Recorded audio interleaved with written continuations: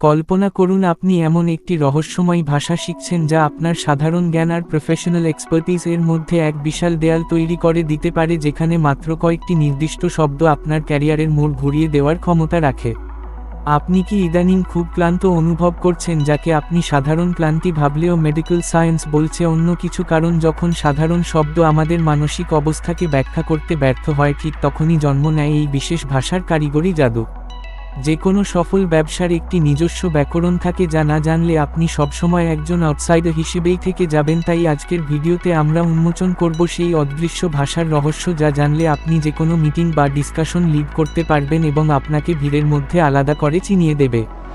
আমরা দৈনন্দিন জীবনে যে ভাষায় কথা বলি, তার বাইরেও প্রতিটি পেশা বা বিষয়ের একটি সুনির্দিষ্ট এবং প্রযুক্তিগত জগৎ থাকে, যাকে টার্মিনোলজি বলা হয়। সাধারণ কমিউনিকেশনে আমরা একটি শব্দকে বিভিন্ন অর্থে ব্যবহার করি, কিন্তু কোনো বিশেষ নলেজ ডোমেনে সেই শব্দের একটি নির্দিষ্ট ডেফিনিশন এবং অপরিবর্তিত অর্থ থাকে। যেমন বার্নআউট শব্দটি যখন আমরা সাধারণ আড্ডায় ব্যবহার করি, তখন এটি হয়তো শুধুই ক্লান্তি বোঝায়, কিন্তু সাইকোলজি বা অকিউপেশনাল হেলথ এর ক্ষেত্রে এটি একটি নির্দিষ্ট সিনড্রোম, যা দীর্ঘস্থায়ী স্ট্রেস এবং অতিরিক্ত পরিশ্রমের ফলে তৈরি হওয়া মানসিক ও শারীরিক ভেঙে পড়াকে নির্দেশ করে। এই সূক্ষ্ম পার্থক্যটি মূলত টার্মিনোলজিকে সাধারণ শব্দভাণ্ডার থেকে আলাদা করে তোলে এবং একে একটি কারিগরি রূপ দান করে। যখন কোনো নির্দিষ্ট বিষয়ের এমন সমস্ত টার্মস একত্রে সংকলিত করা হয়, তখন তাকে বলা হয় ওই বিষয়ের টার্মিনোলজি। এটি মূলত বিশেষজ্ঞদের মধ্যে একটি নির্ভুল এবং অ্যাম্বিগুইটি মুক্ত পরিবেশ তৈরি করে।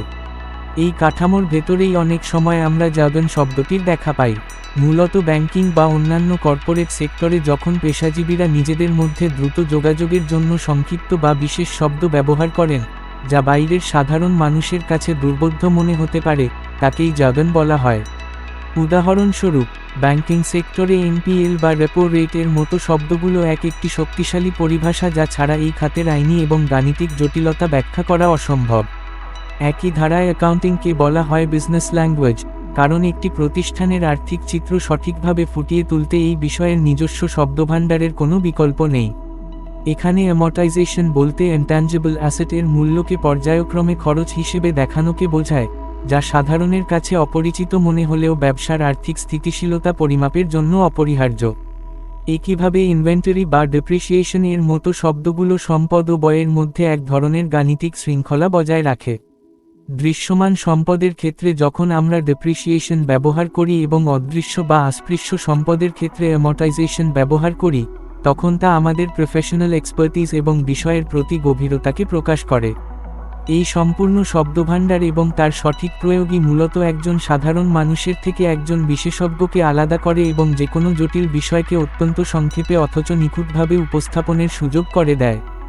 আজকের এই আলোচনাটি যদি আপনার ভালো লেগে থাকে এবং নতুন কিছু শিখে থাকেন, তবে ভাইব অফ ঢাকা চ্যানেলের এই ভিডিওটিতে একটি লাইক দিতে ভুলবেন না। আমাদের এই পথচলায় পাশে থাকতে এখনই সাবস্ক্রাইব করুন এবং নতুন সব ভিডিওর আপডেট সবার আগে পেতে বেল বাটনটি প্রেস করে রাখুন। আপনার বন্ধুদের সাথে ভিডিওটি শেয়ার করুন, যাতে তারাও এই বিশেষ তথ্যগুলো সম্পর্কে জানতে পারে।